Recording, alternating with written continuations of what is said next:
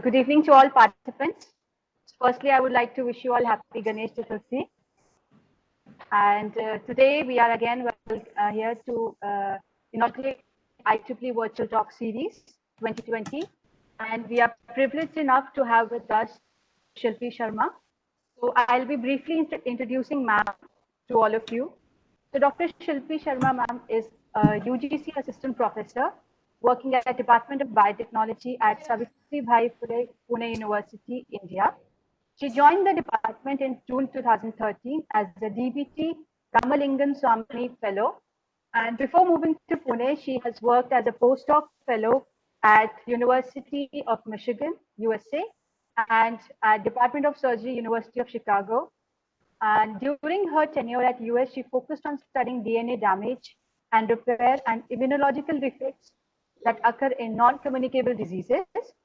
During her PhD from CSIR IGIB New Delhi, she studied the genetic variants associated with asthma in the Indian population. And currently, her group at DBT at Pune University is trying to understand the pathophysiology of type 2 diabetes, wherein attempts are being made identified to recognize with novel biomarkers for identifying individuals at risk. So with this brief introduction, I welcome you, ma'am, with the red carpet.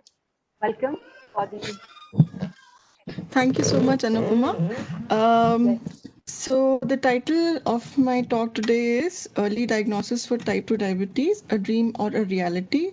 And I would really like to thank the organizers, particularly Anupama, for letting me present my work here. So, my lab is focusing on the pathophysiology of diabetes, and the work that I'm going to present today is going to discuss about the part that has focused on identifying biomarkers.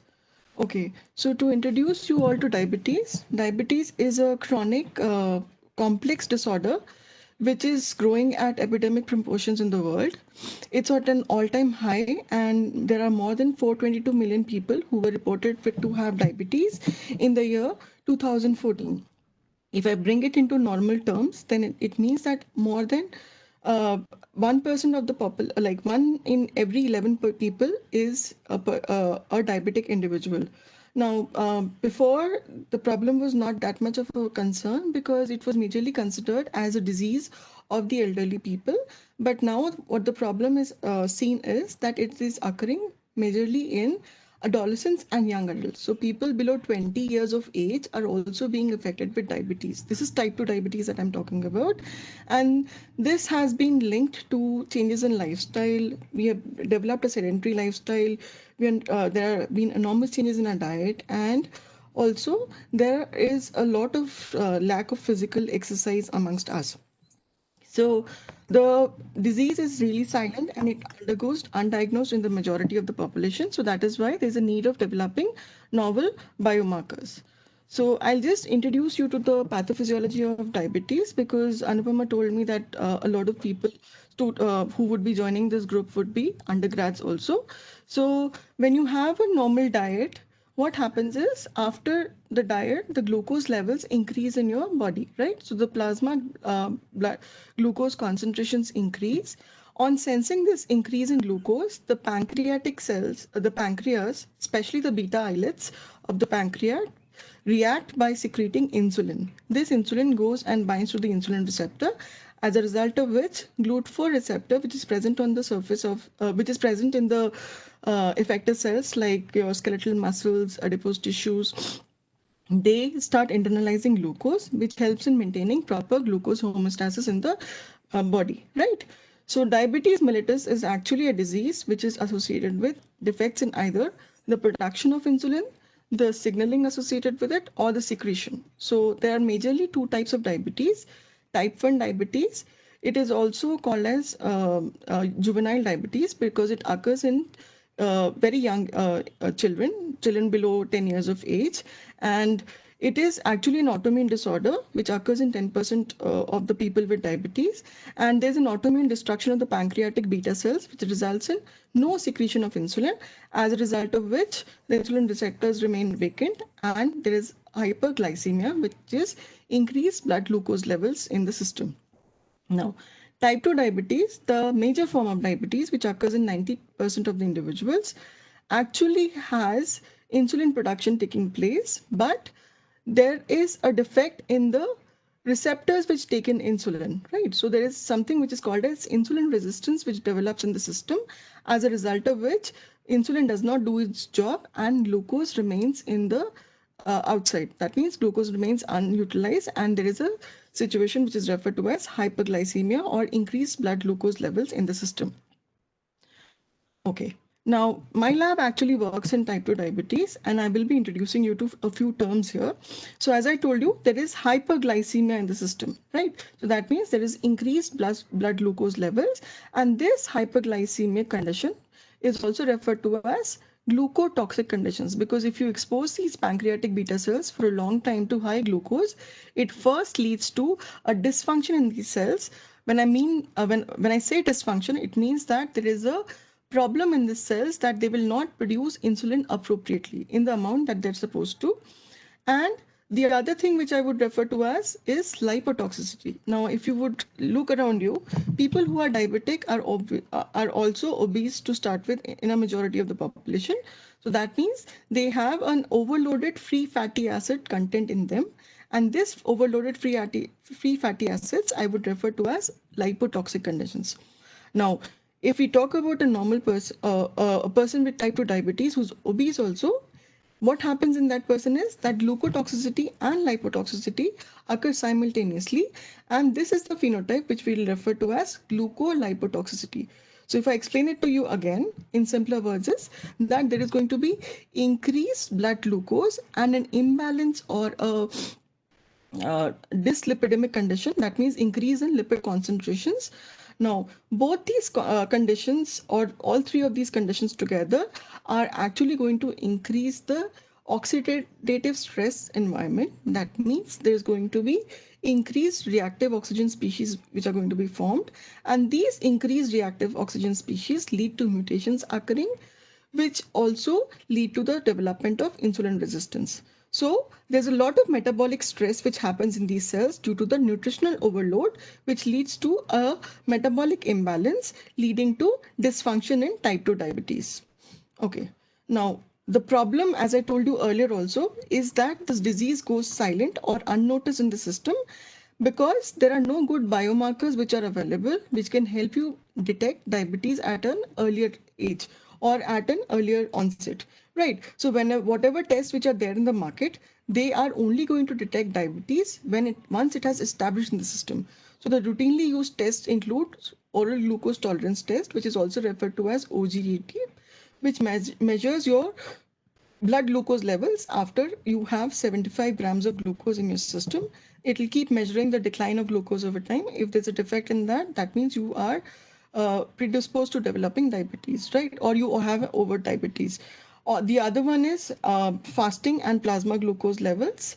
You also can use high cholesterol, creatinine levels, free fatty acid levels, triglycerides, and LDLs, which is your lipid profile taken together to measure whether a person is having type 2 diabetes like symptoms or not. People have also come up with certain novel biomarkers, of which HbA1c, which is glycated hemoglobin, is one which is gaining a lot of popularity because it tells you the sugar index over a period of 3 months. But trust me, all these tests will tell you that a person has already developed the metabolic syndrome. Okay, so none of these will actually tell you that a person is predisposed to developing it. HbA1c still people are using to detect people who are in the pre-diabetic group. Pre-diabetic means they don't have overt diabetes, but if they do not control their diet, if they do not regulate themselves by doing exercises, they would be developing diabetes in the next 2 to 3 years. But still, these all tests will only help you gauge a person's diabetic index, right? How diabetic he is, how severe is the diabetes, and so on and so forth. So that is why we want biomarkers which will help in prognosis. That means which will help in telling people that yes, you are at risk, you should be careful in future so that you do not develop diabetes, and also for earlier diagnosis so that people can get to know that yes, I'm at risk, I should not be I should be avoiding carbohydrates and I should be doing regular exercise. Okay. So my lab actually works in like we try to understand diabetes, and there are different groups which are working.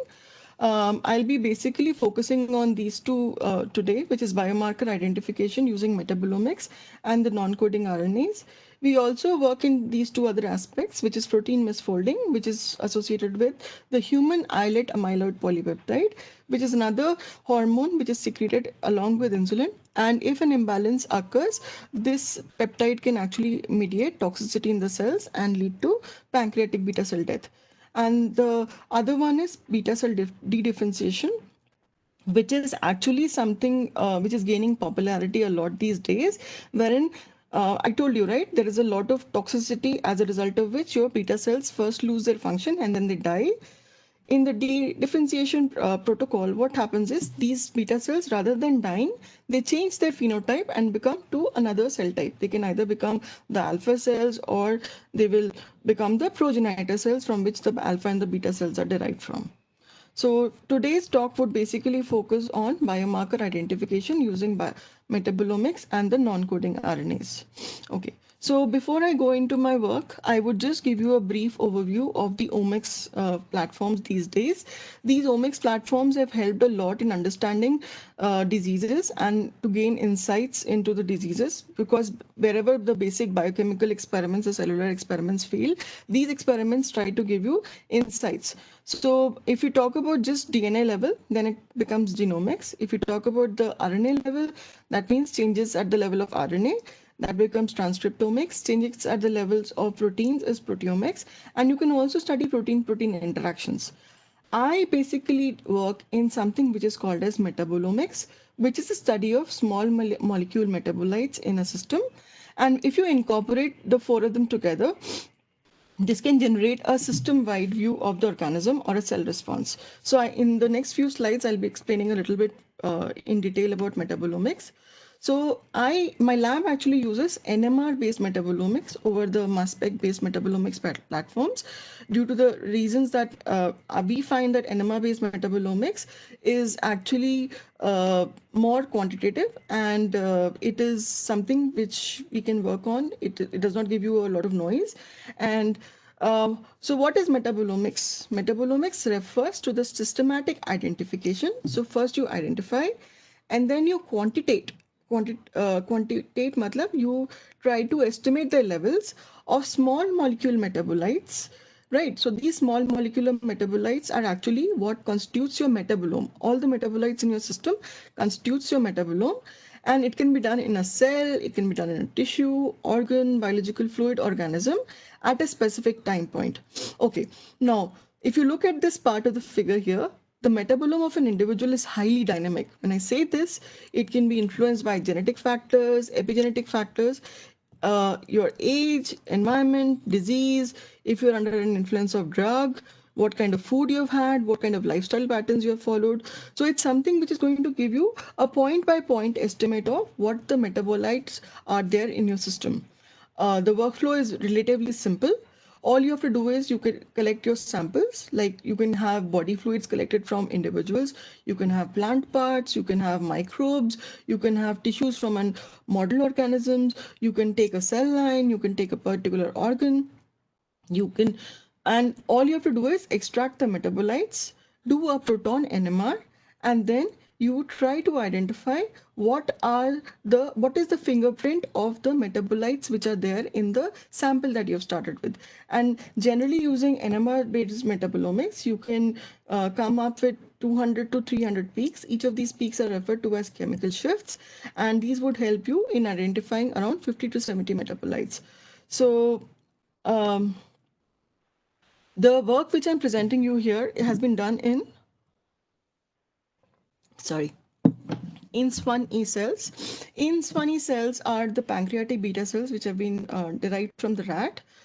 These were obtained from Klaus Wollem and Pierre Mackler from Geneva, and they were very helpful in giving these cells to us. Now, why these cells are very special is because they have a very high insulin content as compared to the other beta cell insulinomas. And the other most important thing is that they're really responsive to changes in glucose concentration.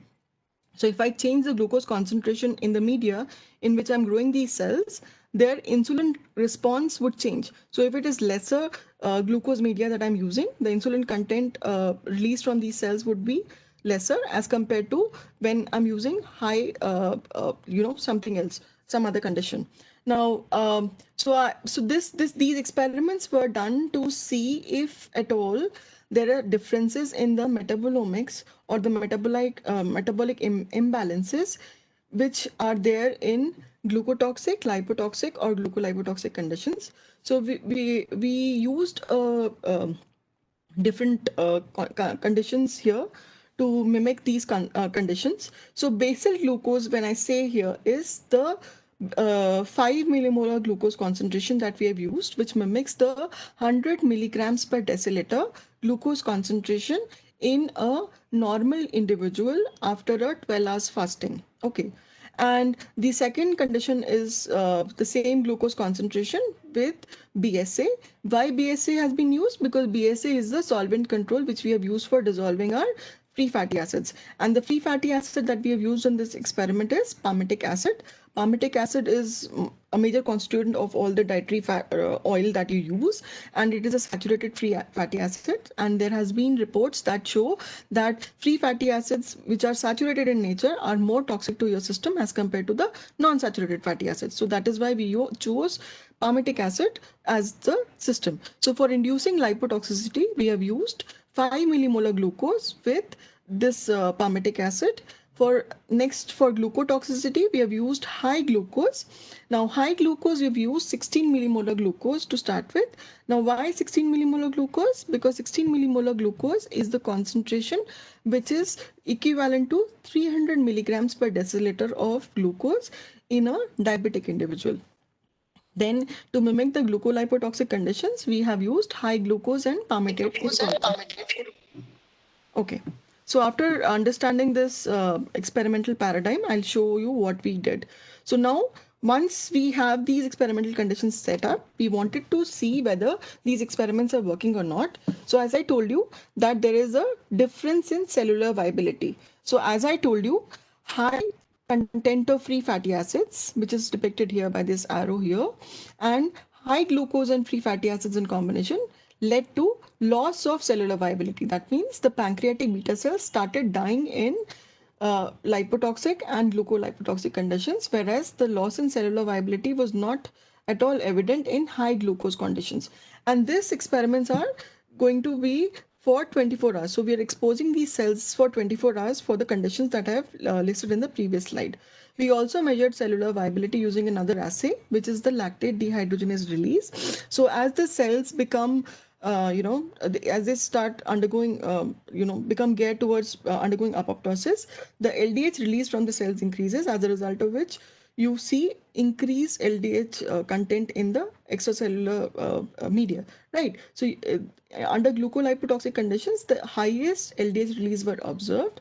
Not only that, this was associated with increased amount of ROS level. So ROS is reactive oxygen species, which is a measure of oxidative stress in a cell, right? So it can be measured by using mitochondrial dyes, or it can be used by measuring cellular dyes. Mitosox is a mitochondrial dye which helps in measuring your mitochondria associated ROS levels. On the other hand, DCFHDA is a dye which tells you the cellular to complete ROS levels. So you see that in lipotoxic as well as in glucolipotoxic conditions, the ROS levels are significantly increased as compared to the basal glucose conditions. Next, is the membrane of these cells fine? Is the membrane intact? Because it's undergoing apoptosis, right? This is what we assume looking at these cellular viability data. So we wanted to see whether any membrane damage is occurring. So we found some very interesting result here. So here you see that ROS levels increase in lipotoxic and glucolipotoxic conditions. You see the cellular viability reduces in these conditions also. So membrane damage also increases in these two conditions. But the interesting part here was that even in glucotoxic conditions where you have high glucose, even though there is not much cell death here, there's not much ROS level here, you see a lot of membrane damage being take place. We also try to see whether this cell death is because of lipid accumulation, because we're exposing these cells to lipids, right?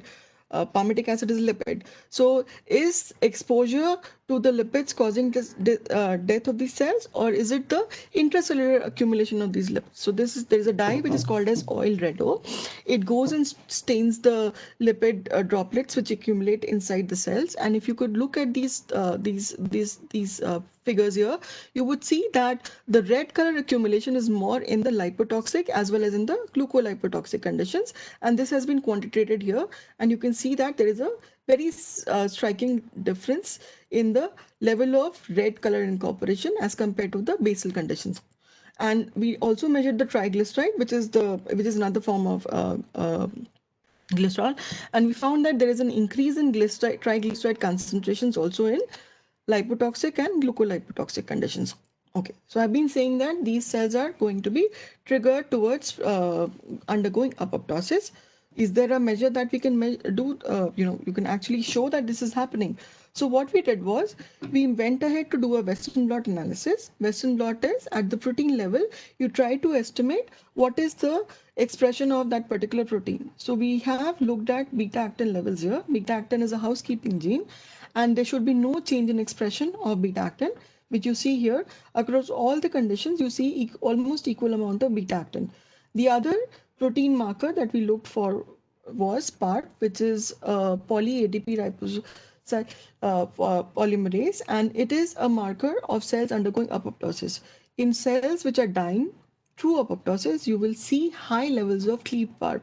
So if you see here in the lipotoxic conditions as well as in the glucolipotoxic conditions, the levels of cleaved PARP are significantly higher as compared to the basal glucose concentrations. Okay, now after establishing the system that yes, we are able to induce lipotoxicity in these cells with high glucose, toxicity in these cells with high glucose and lipids, either alone or in combination. We next went ahead to do the metabolomics.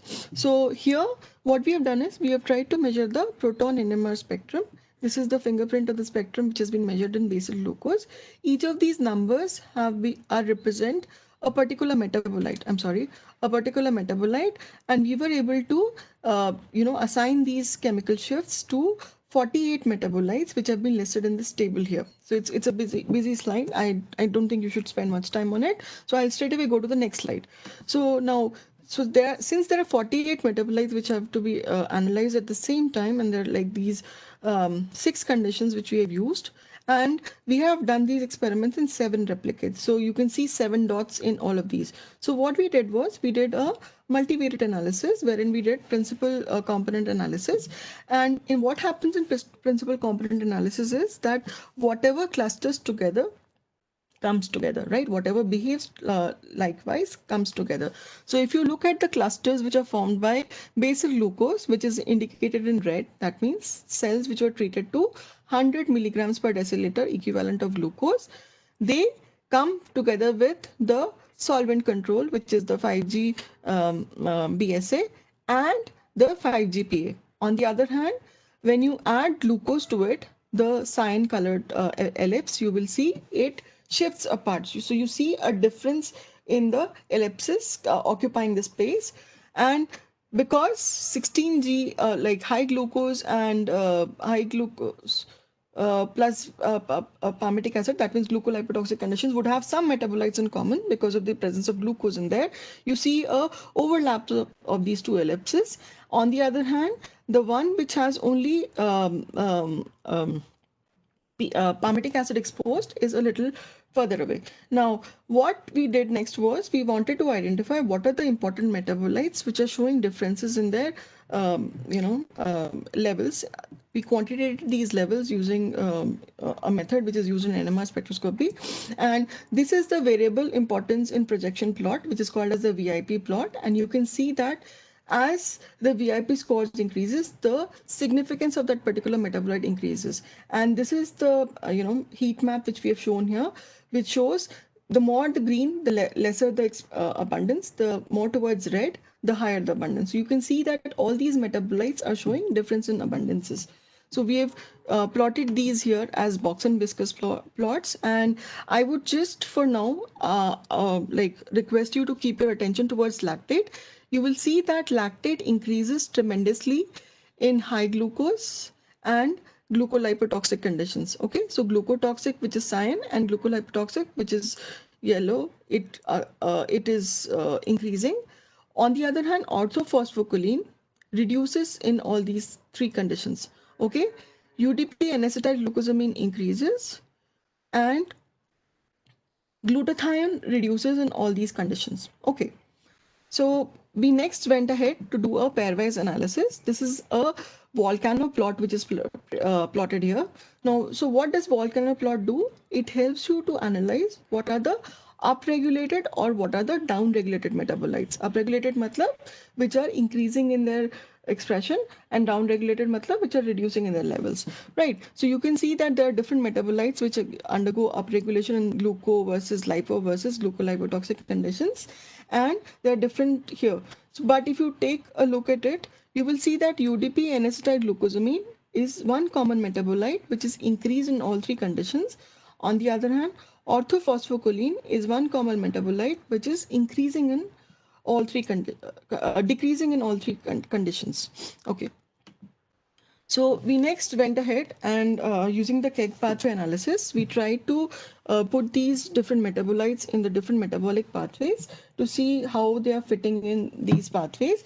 And this is a really busy slide. I don't want you to go into it, but I could just summarize this slide by saying that there were like defects in the TCA cycle metabolites, there was defects in the urea cycle metabolites, amino acid metabolism, hexosamine pathways, taurine and hypotaurine metabolism, right? So I would like to draw your attention towards lactate here. I told you that lactate was increasing in the glucotoxic and the glucolipotoxic conditions, right? So this is not very surprising because most diabetic individuals who have uncontrolled glucose levels for a significant amount of time also have lactic acid accumulation in the cells. Okay, the next thing is glutathione. Glutathione is an antioxidant. You see that glutathione levels reduce in these cells. So I told you there is a lot of oxidative stress environment being created, which was measured by ROS levels, as a result of which these glutathione levels were reducing. Now, we'll go to the commonly dysregulated metabolites. If you remember, UDP and acetylglucosamine was increasing in all three conditions. So this happens because there is a shunt shift which happens, which triggers your metabolism towards the hexosamine pathway, as a result of which this metabolite increases. On the other hand, orthophosphocholine was significantly reduced. Now, orthophosphocholine is one of the metabolites which, or intermediates, which plays an important role in phosphatidylcholine synthesis. And I told you there was a membrane damage which is occurring, and this membrane damage actually occurs because of a imbalance of the fatty acids or the membrane phospholipid expressions. So as a result of which you do see that this is one common metabolite which is going to be significantly altered in all three conditions. So if you look at it here, you can see some metabolites which are significantly altered in one condition versus the other. But these two metabolites, which is UDP and acetylglucosamine and orthophosphocholine, they were significantly either upregulated or downregulated in all three metabolic conditions which we have investigated here. Okay, so next we wanted to propose a biomarker, right? So how will you propose a biomarker?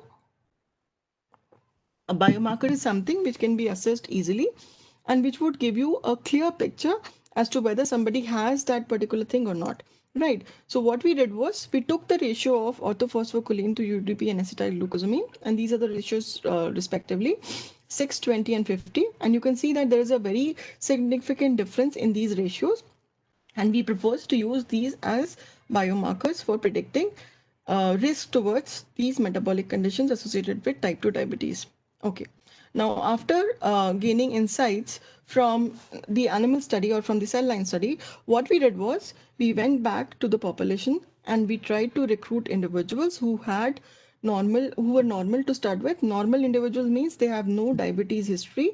There is no family history of diabetes, and trust me, it's very difficult to find these people in India. Then the pre-diabetic population in the sense that there is a WHO guideline which has been given, which says that people who have blood glucose levels are fasting blood glucose levels between 100 to 120 milligrams per deciliter. They are in the pre-diabetic range, along with the HbA1c below 6.5, between 5.8 to 6.5, and the established diabetic individuals who had blood glucose levels above 150 milligrams per deciliter and HbA1c above 6.5. So we were able to collect these individuals. As you can see, these diabetic individuals that had significantly higher fasting glucose and PP glucose levels. The HbA1c was also significantly higher as compared to the normal controls. We did a similar pathway analysis from the metabolites which are extracted from serum in these individuals, and we found these metabolic pathways which were altered. Again, orthophosphocholene, which was the metabolite which was downregulated in our cell line model, we found that to be downregulated in the human samples as well. Okay. So to conclude so far, we were able to obtain metabolic signatures from Inswani cells, which were associated with high glucose, free fatty acid exposure in either alone or in combination. And these studies were replicated in human serum samples. We found that metabolites from the glycolysis and TCA cycle were the most affected, and we would like to propose orthophosphocholene as a biomarker for type 2 diabetes mellitus-like conditions. There are further studies which we are doing along these lines in this direction to get more insights into this. Okay. Now I'll be shifting gears and I'll be talking about the second biomarkers which our lab is focusing on. So I told you initially that we're also working on non-coding RNAs. I like to specifically talk about microRNAs, which is a type of small non-coding RNAs. And these non-coding RNAs are actually highly conserved sequence-specific single-stranded RNAs, which work as regulators of gene expression. Now, so how do they work? They can either inhibit translation, they can destabilize the mRNA and lead to the degradation of mRNA. And there have been studies which report that miRNA dysregulation occurs much before metabolic disturbances set in the system. So because these are some things which are going to regulate the expression of proteins involved, right? So if microRNA levels become perturbed much before, then if you measure the microRNA levels in the samples of individuals that you're trying to check for diabetes susceptibility, you would be able to tell that, yes, this person is predisposed towards developing diabetes or not. So I won't be presenting the complete data here, just for the taste of it. I'll be presenting data about one of the microRNAs. This is microRNA 122. So we came to this microRNA because there have been population-based studies which show that this microRNA is overexpressed in people who develop insulin resistance and obesity. And this microRNA has also been shown to affect the activity of liver enzymes. So if you go back to the experimental conditions in the Inswani cells, which I've talked about before, the microRNA 122 levels increase significantly in cells which are exposed to lipotoxic as well as glucolipotoxic conditions. Now, this level of microRNA being affected does not, so you have to give a proof of concept, right? So what we did was we did a target scan. Target scan is something which will help you identify what are the molecular targets for this particular microRNA. I told you that these microRNA are regulatory molecules which help in regulating the expression of genes, right? So one of the target which we found was SMARCD1. It is a transcription factor which triggers cellular senescence and lipid accumulation in cells. So if you look at the lipotoxic and the glucolipotoxic conditions, we found that the microRNA 122 levels were significantly increased in these two conditions. On the other hand, SMARCD1 levels were significantly reduced. That means it gives us a hint that SMARCD1 does act as one of the targets for MIR 122. Now, next, so people who are, in this field and who know a little bit of diabetes would know that one of the reasons why Indians are predisposed towards diabetes, and this is a study which has been done in abundance by Professor Yajnik from KAM Hospital. And he has shown that most of us are deficient in vitamin B12 to start with. And this deficiency is something which has caused an increased predisposition towards developing diabetes at a much younger age in the Indian population, right? So we did the same experiments which I showed you before, but here what we did was we pre-treated the Inswani cells with vitamin B12, and then we added lipid. Okay, then we exposed them to high glucose and high lipid. So if you look at this bar here, this shows the glucolipotoxic conditions where you see a significant drop in the viability, right? And this viability was restored to some extent when you add vitamin B12 in the system, right? Likewise, the amount of oil red O, which was increased significantly in the glucolipotoxic conditions treated cells, you see a decline if you just pre-treat these cells with vitamin B12, right? Vitamin B12 is an antioxidant and it helps in combating oxidative stress. Okay, so even the membrane damage was restored to a significant level. And if you look at this Western blot here, which is again depicting cleaved part, you do see that glucolipotoxicity is restored by vitamin B12 supplementation in these cells, right? So now, what is the effect of vitamin B12 supplementation of microRNA 122 levels? So we repeated that experiment here, and we found that if you supplement the cells with vitamin B12, you do see a reduction in microRNA 122, which is something which you would want. And along with this, there is a increase in SMARCD1 levels, right? So SMARCD1 significantly increases in these cells which were exposed to glucolipotoxic conditions and vitamin B12 supplementation to start with. So that means that vitamin B12 supplementation is helping to restore the microRNA 122 levels and its target levels. So, and that is maybe the reason which is helping it to rescue from glucolipotoxicity. So we would propose microRNA 122 levels as a biomarker for lipo and glucolipotoxic conditions. And our preliminary results do show that vitamin B12 supplementation helps in the restoration of microRNA 122 levels. So to end my talk, I would like to acknowledge my group. I have a very small and very lively group. Most of the work which I've presented here was done with by Dr. Sorry, she's not doctor, she would be a doctor soon, by Devika Sardesai, and this was done in collaboration with Dr. Jitendra Chugh and the student Salim Yusuf from IISER Pune. Pratiksha works in pancreatic beta cell dedifferentiation. Shraddha is a new PhD student who started her work on HIPP mediated cytotoxicity. Nikhil was a master's student. He was a dissertation student from the department, and he is the one who, he along with Osama are the ones who did the microRNA 122 work. This is the lab alumni, mostly constituting of, master students. And these are my collaborators. Nothing would have been possible without the help from all of them.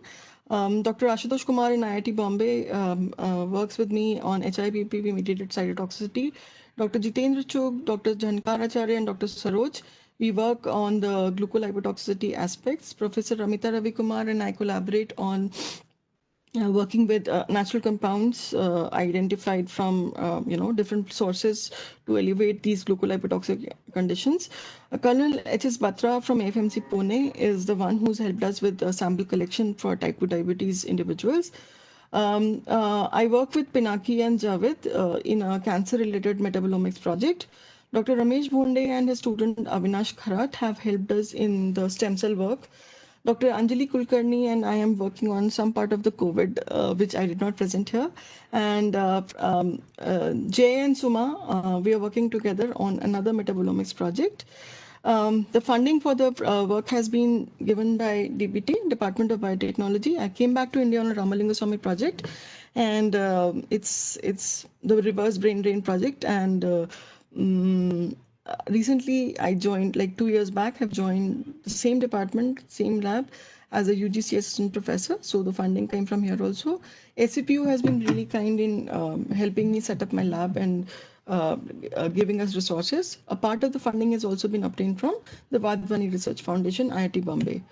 And this is a book which we've recently published. If anybody wants to, take a look and understand epigenetics and how epigenetics plays a role and how we can use it as for prognosis of different diseases, this is a good handle to work with. And I'm open to any questions. Thank you so much. Thank you so much, ma'am, for a very informative session. So, ma'am, we have some questions in the chat box window. So, ma'am, if you want, I can read them for you, or you can So directly how have a do I look. go to the chat box? Okay, yeah. Yeah, you Yes, ma'am. can read them. Okay, ma'am. So we can go to the first question Uh-huh. from Ashwini sir. Yeah. So he has asked, is NMR more sensitive compared to MS for the studies? So could you So comment on this? yeah, so mass spec is more sensitive. There is no, comparison when you talk about sensitivity. Uh, NMR definitely suffers from sensitivity issues. That is why instead of getting 200 to 300 metabolites, we could only get 48 metabolites, right? So indeed is less sensitive as compared to mass spec. But whatever you get is there. It is for sure because you can do the chemical shift assignment. You can do a, cross check and validation using other 2D experiments, and there is no noise, so whatever is there is there. You can actually do biochemical studies to later on cross check these studies, but it is a known fact that it is more quantitative but less sensitive as compared to mass spec. I hope I Okay, answered thank this you. question. Yeah. Yes, ma'am. So going to the next question from again from Ashwini sir. So Mm-hmm. he has asked if palmitic acid is replaced with any unsaturated Fa at same concentration, will there be any effect on the INS-1 E cells? So we have done these experiments. I did not present that data here. So it does not cause any toxicity. So the unsaturated free fatty acids at zero point 0.5 millimolar concentrations that we have used for palmitic acid does not cause any toxicity to INS1E cells. You have to go much higher in concentrations, or you have to mix it with saturated free fatty acids and high glucose. Then only it induces toxicity. Thank you. So next question again from sir. If lactate is increasing in a glucotoxic state, Mm-hmm. can unregulated hyperglycemia pose threat for lactic acidosis?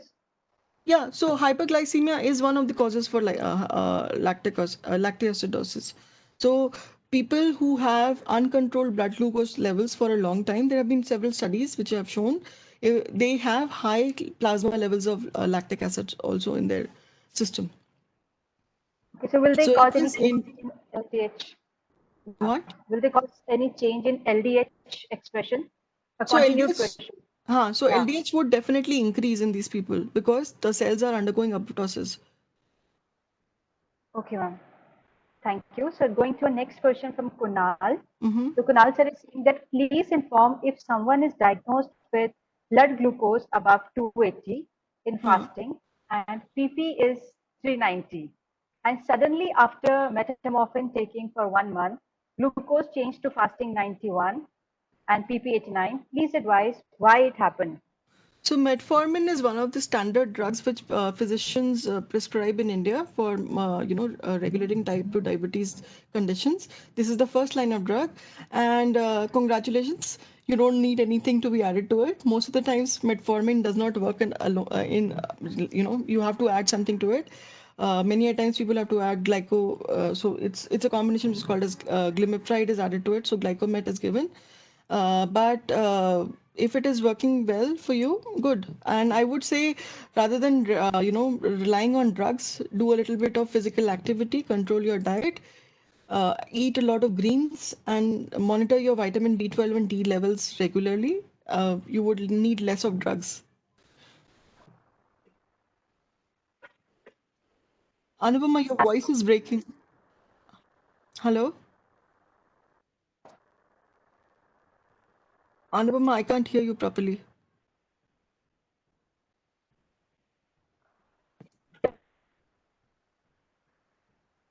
Hello?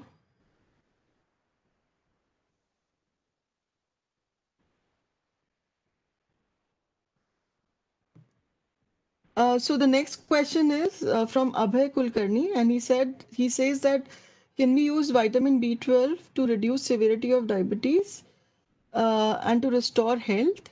So Abhay, if you go to a normal diabetologist in India, so what they will do is they will first, give you metformin to start with, and along with metformin, they also prescribe vitamin B12. If your levels are low, if not vitamin B12, they will give you a multivitamin combination along with it. Why? Because metformin usage is also associated with reduction in vitamin B12 levels.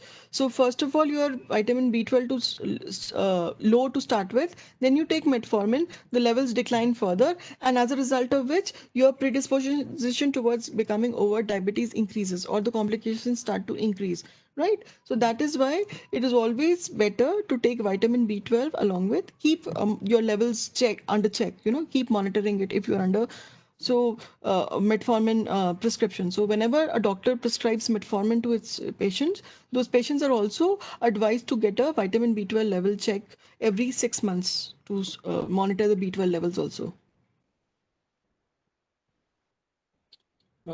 Next. Hello.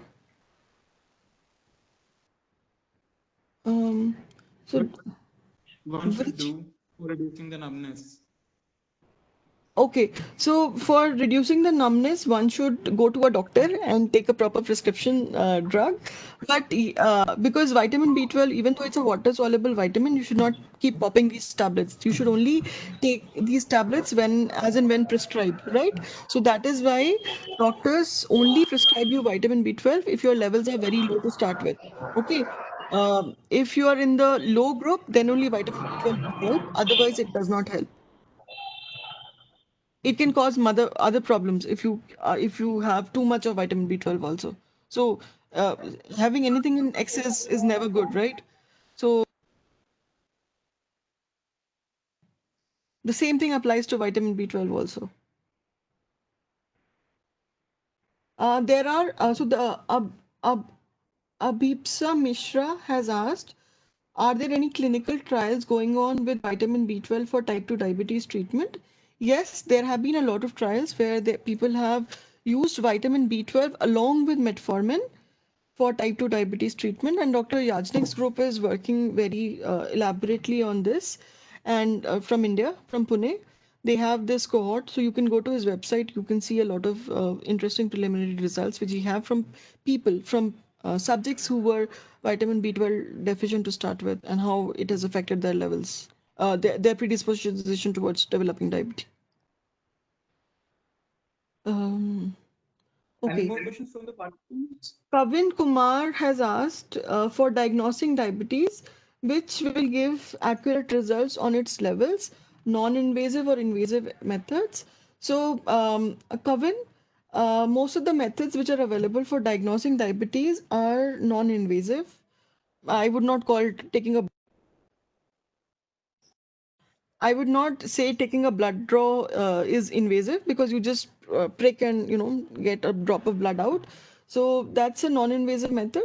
But what non-invasive method you're using for diagnosis, that is what is important, right? So for now, the amongst the methods which are available in the market, I would say, in addition to getting the fasting and PP blood glucose levels, one should also get the HbA1c levels done, because that is a much better biomarker as of now for diagnosing diabetes. Okay. Is fasting sugar level 110 safe? This is a question from Vimla Vishnoi. So, Vimla, you are in the pre-diabetes range, but I would not be able to tell you for sure. I would say that you go for an HbA1c level check. And if your levels for HbA1c are between 5.9 to 6.5 with this level fasting sugar, keep your sugars and your carbs under check. That's all I can say. So, Subramanya Reddy has asked a question, reversibility of diabetes is possible. So, diabetes is mostly irreversible to start with, because the damage which occurs in your system is sometimes irreparable. But yes, there are different types of approaches which people are developing to try to make it possible reversible. Like I told you about the de-differentiation studies that we are doing. This is one of the ways by which you can actually reverse diabetes. So I don't want to spend much time on that. But yes, there have been attempts which are being made to reverse diabetes. But as of now, you can just control diabetes, but you cannot totally reverse the metabolic syndrome which is set in. So thank you so much, ma'am, for a very informative and interesting session. I hope it So was not too much for everybody. no, no, 1 minute, it was Anupama. Actually, yes, Rishabh ma'am. told me to talk about some job prospects also. So, Yes, ma'am. so if you work, so this, I'm a research scientist, okay? And trust me, if I was somebody else, I would have not done anything in my life. I love science and I have a passion for doing science. I still do my bench work. So I would say that people who are really interested in doing a PhD or going for a higher degree, you can definitely go in for research work which is focusing on diabetes, because after this you are going to be eligible for industrial jobs. You can apply for, you can do apply for higher studies like going for a postdoc. You can set up your own labs. You can actually help in um, you know um, so there are these patent attorneys also where you can go for learning about how to file patents and all. So some kind of experience of this type wherein you are good in doing analysis, and you're good in doing experiments, always helps for you to go for higher studies and getting a bigger picture together. And PhD is not the only thing. You can go for other kinds of higher studies also. But definitely, I think I would have not been successful elsewhere. I am very happy to be where I am. Anupama, any further questions?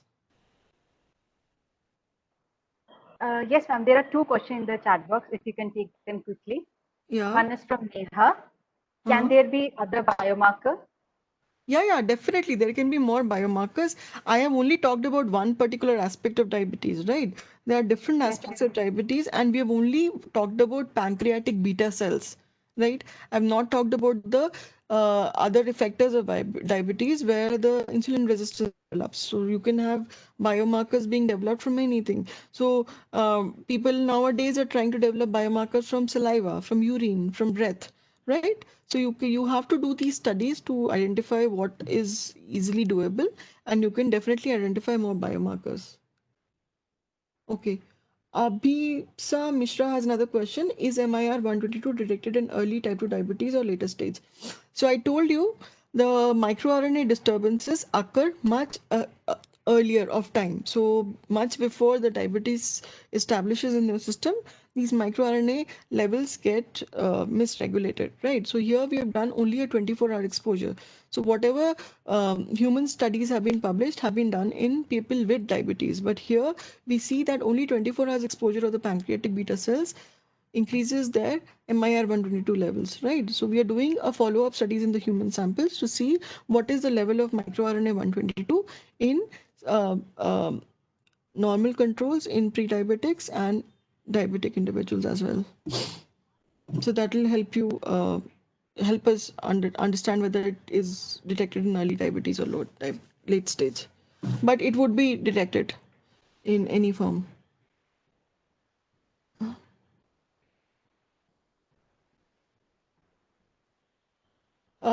How HbA1c differs from PPBS? वो क्या होता है? Okay, PP blood sugar, right? I hope that is what it is. So PP blood sugar gives you the blood sugar level on that particular day. एक दिन पहले तुमने रसगुल्ला खाया है तो PP levels बढ़ जाएंगे. Okay. So on the other hand, HbA1c gives you glycated hemoglobin, which is a marker which will tell you what has been your blood glucose levels in the last 3 months. Okay, so it's a very informative thing which will tell you your blood glucose levels over the last 3 months. Okay. Which diabetic type is responsible for diabetic foot? Type 2 diabetes is a diabetes which has different, secondary complications, and diabetic foot is one of them. Okay. Yes, Anupama, ma'am. I, think Yes, I'm we shall wind up the session. okay. Yes, so thank you, ma'am, for your Thank very informative session and your time. And Yeah. I also thank all the participants.